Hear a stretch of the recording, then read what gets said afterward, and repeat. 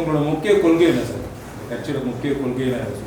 மகாத்மா காந்தியடிகளுடைய கனவு பூரண மதுவிலக்கு, இலவச கல்வி, இலவச மருத்துவம் தமிழகத்துல இதுதான் சார். பூரண மதுவிலக்குன்றீங்க, அது இன்னைக்கு தமிழ்நாட்டில் சாத்தியம் நினைக்கிறீங்களா? ஏன்னா இன்னைக்கு வந்து மது இல்லாத இன்னைக்கு வந்து ஒரு அரசாங்கமே இயங்குது அப்படின்ற ஒரு பேச்சு இருக்கு. அது இல்லாமல் இன்னைக்கு இவங்க கொடுக்குற இலவசங்களை பார்த்தீங்கன்னா நிறைய இலவசங்களை தராங்க. அதுக்கெல்லாம் வந்து இந்த மதுவில் வர பணம் தான் முக்கிய இது இருக்கு.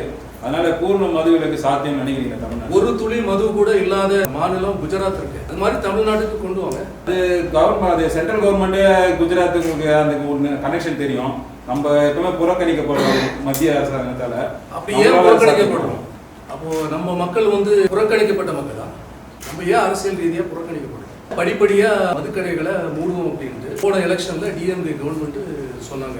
கிட்டத்தட்ட ஒரு 500 கடைகளை இழுத்து மூடிட்டாங்க. ரொம்ப சந்தோஷம். ஆனா 500 கடைகளை மூடினதுக்கு அப்புறம் டாஸ்மார்க்ன்ற பேரை மாற்றி மணமகள் மன்றம்ன்ற பேரை வச்சு 500 கடைகளை திறந்தீங்களே, சரி அதை கூட விட்டுருவோம். இப்ப காம்பன்சேட் பண்ணிட்டீங்க.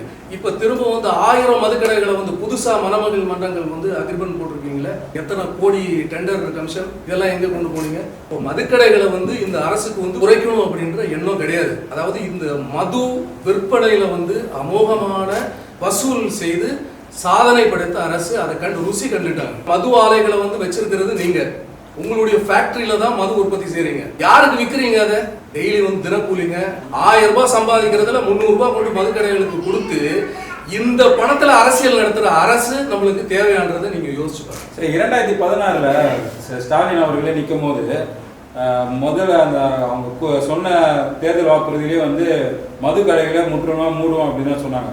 ஆனா அதுல வந்து அவர் தோல்வியை தான் அடைஞ்சார், படுதோல்வி அடைஞ்சார் அந்த எலெக்ஷன்ல. மக்கள்கிட்டயே வந்து அதுக்கான ஆதரவு இருக்குன்னு நினைக்கிறீங்களா? மது கடைகளை மூடணுன்றது முக்கியமா ஆண்களுக்கு. ஏன்னா மது கடைகள் மூடனா சாராய கடைகள் அதிகமாகிடும்ன்றாங்க, கள்ளச்சாராயங்கள் அதிகமாகிடும், கள்ளச்சாராய சாவுகள் அதிகமாகும்ன்றாங்க. அதை பத்தி நான் சொல்றேன். ஹெல்மெட் போடலன்னா 1000 ரூபாய் ஃபைன் சொல்றீங்க. ஹெல்மெட் போடாம போறாங்களா மக்கள்?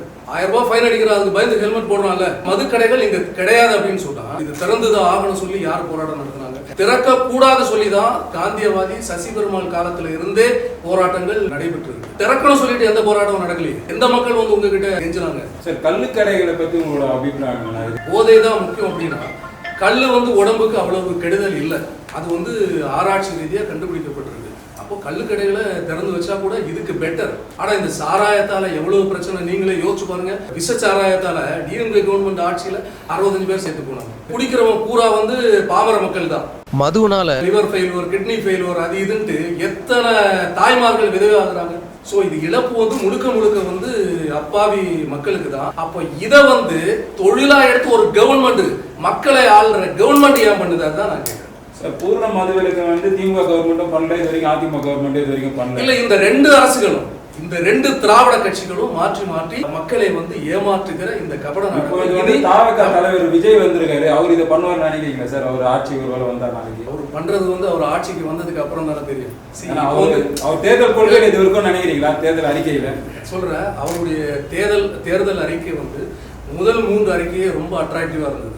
அதாவது படிப்படியா மதுக்கடைகள் மூடப்படும் அப்படின்ட்டு சொல்லியிருந்தாங்க. அது மாதிரி இலவச கல்வி, இலவச மருத்துவம் முக்கியமா இடம்பெற்றிருந்தது. அதை விட ரொம்ப அட்ராக்டிவா வந்து கஞ்சா விற்கிறவனுக்கு கஞ்சி அப்படின்னு போட்டு மகாத்மா காந்தி மக்கள் கட்சியோட முக்கிய கனவும் முக்கிய கொள்கைகளும் இந்த 3 தான். அந்த 3ம் வந்து விஜய் அவர்களுடைய டிவிகே கட்சியில வந்து இடம்பெற்றிருந்தது. புதுசா வந்து இத்தனை கட்சிகள் வந்ததுக்கு அப்புறம் ஒருத்தர் வந்து அதை பகிரங்கமா சொல்றாரு, எங்க கட்சி ஆட்சிக்கு வந்தா இந்த 3 முக்கிய கொள்கைகளை நாங்க கொண்டு வருவோம் அப்படின்னு சொல்றோம்ல. அந்த கட்சிக்கு கண்டிப்பா ஆதரிக்கிறத விட்டுட்டு எங்களை மாதிரி சின்ன கட்சிகளுக்கு வேற வேலையை கிடையாது. அதே விஜய் வந்து மக்கள் இவ்வளவு பேர் இறந்துருக்காங்க, இன்ன வரைக்கும் அவங்க சந்திச்சு வீட்டுல கூட்டு பனைகளை வச்சுதான் சந்திப்போ ஒரு இதோ பண்றாரு. அதுக்கு நிறைய விமர்சனங்கள் வந்துட்டு இருக்கு. இப்ப நீங்க டிஎம்கே பத்தி பேசுறப்போ குற்றச்சாட்டுகள் அடிக்கிட்டே வரீங்க. விஜய் வந்து பத்தி பேசுறப்போ அவருக்கு பாசிட்டிவா தானே நீங்க பேசுறீங்க. இப்பதானே வந்திருக்கு. மதுக்கடைகள் எடுத்து எத்தனை போராட்டங்கள் 2018-19 நிறைய போராட்டங்கள் வந்து அப்போல்லாம் நிறைய போராட்டங்கள்ல கலந்து கொண்டிருக்கிறோம். ஏன்னா இப்போ காந்தியவாதி சசி பெருமாள் அவர்கள் 50 வருடம் மதுவுக்கு எதிராக அவ்வளோ பெரிய போராட்டங்களை நடத்தி அவர் கடைசியில் இவர் வந்து மதுவுக்கு எதிராக இவ்வளவு போராட்டங்கள் நடத்துறாருன்றது 50 வருஷம் கழிச்சு அவர் இறந்தப்போ தான் மக்களுக்கே தெரிஞ்சது இப்படி ஒரு மனுஷன் இருக்கிறாங்க அப்படின்னு. அப்போ நாங்கள் இது மாதிரி சின்ன சின்ன கட்சிகள் வந்து வெளியே தெரியறதில்லை. நாங்கள் பண்ணுற போராட்டங்கள் வெளியே தெரியறதில்லை, நாங்கள் பேசுகிறதும் வெளியே தெரியறதில்லை. அரசியல் படுத்தப்படாத ஒரு கூட்டத்தை தலைமை தாங்குறாரா விஜய் அப்படின்னு ஒரு கேள்வி இருக்கு. இல்லை, அதுக்கு வந்து அரசியல் களம் தான் அவருக்கு வந்து ஒரு சில விஷயங்கள் சொல்லிக் கொடுக்கணும். இப்போது திராவிட கட்சிகள், பழம்பெரும் கட்சிகள், 50 ஆண்டுகள் இந்த தமிழகத்தை ஆண்டு வருகிற கட்சிகள், இந்த 50 வருடம் ஆண்டு வந்துட்டோம். தமிழகத்தில் கல்வி பிரச்சனை, மருத்துவ பிரச்சனை, மக்களுக்கு தேவையான அடிப்படைகள், சட்ட ஒழுங்கு பிரச்சனை, எல்லா பிரச்சனைகளும் இருக்குல்ல. நீங்கள் எல்லாம் முறையாக கற்றுட்டு தானே வந்தீங்க. கற்றுட்டு வந்ததுக்கு அப்புறம் ஏன் இவ்வளோ பிரச்சனை மக்களுக்கு வருது? அப்போ கற்றுட்டு வராத ஒருத்தர் வந்து கற்றுக்கட்டுமே, கற்றுட்டு செய்யட்டுமே. சரி சார், கற்றுக் கொடுக்கறதுக்கு நிறைய பேர் தயாராக இருக்காங்க. விஜய் கற்றுக்கிறதுக்கு விஜய் தயாராக இருக்கிறா? ஏன்னா சமீபத்தில் வந்து பிஜேபி தலைவர் நயினாரே வந்து ஒரு கேள்வி சொல்லும் போது முதல் விஜய் திரிஷா வீட்டில இருந்து வரட்டும் அப்படின்ற மாதிரி சொல்லியிருந்தாரு. விஜய் அந்த மாதிரி எங்கன்னா வராரா? அது வந்தால் தானே சார் சொல்லிக் கொடுக்க முடியும். நம்மளே போய் பட்டினப்பாக்கம் வீட்டில் போய் அவரை பார்த்துக்க முடியுமா, இல்லை பணியூர் ஆஃபீஸில் போய் அவரை பார்த்து சொல்லி கொடுத்துட முடியுமா? இந்த ஒப்பிட்டு பேசின ஒரு யோகியனான்ட்டு நமக்கு தெரியாதுல்ல, அவர் யார் கூட இருந்துட்டு வர்றாருன்னு நமக்கு தெரியாது. அதனால அதை பற்றி கருத்துக்கள் ஒன்று. சார், இப்போ திரும்பவும் சேலமில் நடைபெற்ற தமிழக வெற்றி கழகத்தோட கூட்டணியில் 2 பேர் திரும்ப இறந்துருக்காங்க. ஸோ அதை பற்றி உங்களோட கருத்து என்ன? அதாவது ஃபர்ஸ்ட் வந்து 42 பேர் இறந்தாங்க, அடுத்து 2 பேர். தொடர்ந்து வந்து இந்த மர்மங்கள் நிகழ்ந்துட்டே இருக்கு. தமிழக அரசியல் வரலாறு நிறைய கட்சிகள் வந்து லட்சக்கணக்கான மக்களை வச்சு பெரிய பெரிய அரசியல் மாநாடுகள் எல்லாம் நடத்தும் பொழுது, இப்போ ஃபர்ஸ்டா வந்து ஒரு அரசியல் கட்சி ஒரு 1 லட்சம் பேர் பங்கேற்றிருப்பாங்களா அந்த கூட்டத்தில். அந்த ஒரு கூட்டத்தில் 42 பேர் இறந்துருக்காங்க அப்படின்னா அதில் ஏதோ ஒரு டவுட் இருக்குல்ல. உண்மையிலேயே நடந்ததா இல்லை வளர்ச்சி பிடிக்காம இருந்த ஆப்போசிட் பார்ட்டிகளை அதை செஞ்சாங்களான்றது சிபிஐ விசாரணையில தான் தெரியும்.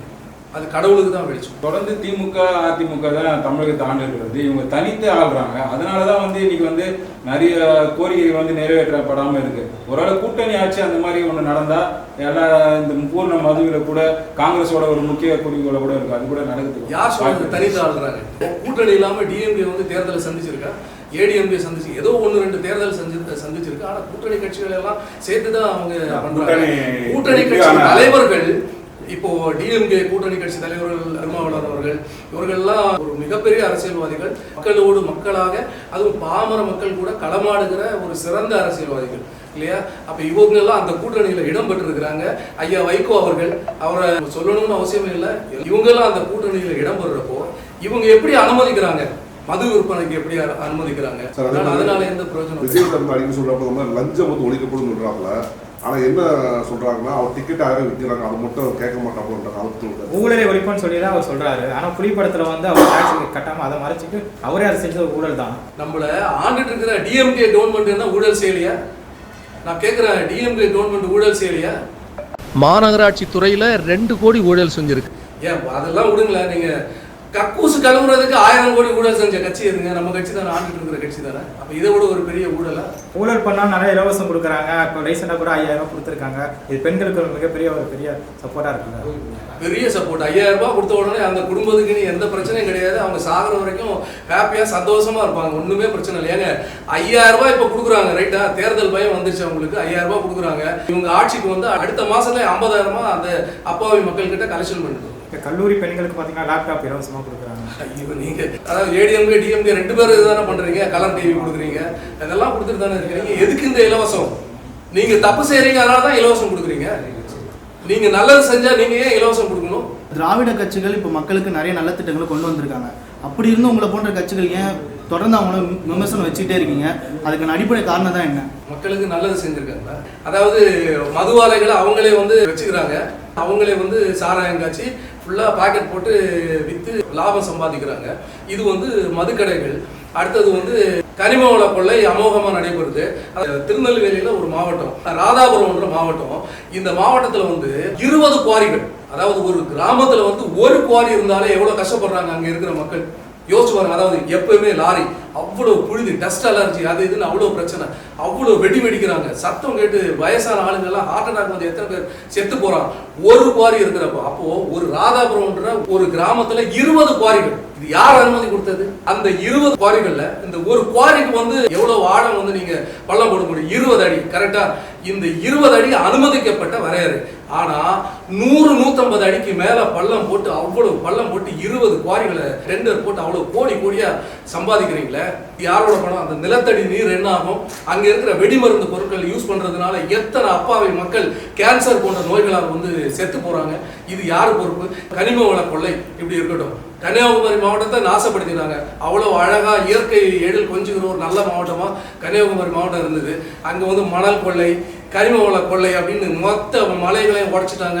சரி, இதெல்லாம் நீங்க பண்ணிட்டீங்க, ஓகே, உங்க அரசியல் இதுக்காக பண்ணிட்டீங்க. கஞ்சா வந்து தமிழ்நாட்டுல எல்லா இடத்துலயும் கிடைக்குதுங்க. பள்ளிக்கூடத்துல வந்து கஞ்சா கிடைக்குதுங்க. சிறுவர்கள் கஞ்சா சாப்பிடுறாங்க. இப்போ சமீபத்துல பாருங்க, ஜாபர் சாதிக் உங்க டிஎம்கே கட்சியில முக்கிய நிர்வாகி 2000 கோடி ரூபாய் மதிப்புள்ள கஞ்சாவோட பிடிபட்டிருக்காங்க. அப்ராஸ் நவாஸ் உங்களுடைய டிஎம்கே கட்சி தானே, அவன் 300 கோடி மதிப்புள்ள கஞ்சாவோட பிடிபட்டிருக்கிறான். என்னங்க நடக்குது தமிழ்நாட்டுல? 2300 கோடி மதிப்புள்ள கஞ்சா வந்து தமிழ்நாட்டுல உங்க கட்சி நிர்வாகி பிடிபட்டிருக்கிறான் அப்படின்னா தமிழ்நாட்டுல எப்படிப்பட்ட கட்சி ஆளுங்களை நீங்க வச்சிருக்கீங்க? 72,000 கிலோ கஞ்சா 2021 இருந்து 2023 பிடிபட்டிருக்கு. அப்போ கஞ்சாவை யாருங்க சப்ளை பண்றீங்க? எனக்கு புரியவே மாட்டேங்குது. கஞ்சாவால அழியறது யாரு? இளைஞர் தலைமுறை, இளைஞர் சமுதாயம். இந்தியாவுல வந்து மிக அதிகமா விபத்துகள் நடக்கிறது தமிழகத்துல. இந்த சாலை விபத்துகள் எப்படி நடக்கிறது? கஞ்சா போட்டு பசங்க இந்த பைக் ரேசிங் அது லொட்டு லொசுக்குன்னு பண்றாங்கல்ல. தாய்மார்கள் ஒரு குழந்தையை பெற்றெடுத்து வளர்த்தி அவ்வளவு கஷ்டப்பட்டு ஆளாக்குன தாய்மார்களுடைய நிலை, அவங்க நடைகுணங்களா வாழ்றாங்களா இல்லையா? இது எதனால வருது? இந்த கஞ்சா புழக்கத்தால வருது. இதை வந்து உங்களால கட்டுப்படுத்த முடியுதா? சட்டம் ஒழுங்கு சரியா இருக்காங்க உங்க ஆட்சியில? நான் கேட்கிறேன், சட்டம் ஒழுங்கு சரியா இருக்கா? ஆனா ஆம்ஸ்ட்ராங் அவர்களை படுகொலை செஞ்சாங்களே, இதுவரை கண்டுபிடிச்சிங்களா யாருன்னு? 25 லாக்அப் டெத் உங்க ஆட்சியில தான் நடந்திருக்கு. அப்ப சட்டம் ஒழுங்கு கரெக்டா இருக்கா? இது ஒண்ணுமே சரி பண்ணாம ஆட்சி ஆட்சி ஆட்சி டிஎம்கே ஏடிஎம்கே டிஎம்கே ஏடிஎம்கேனா மக்களுக்கு என்னதாங்க இதுல முடிவு? இதுதான் நான் கேட்கிறேன்.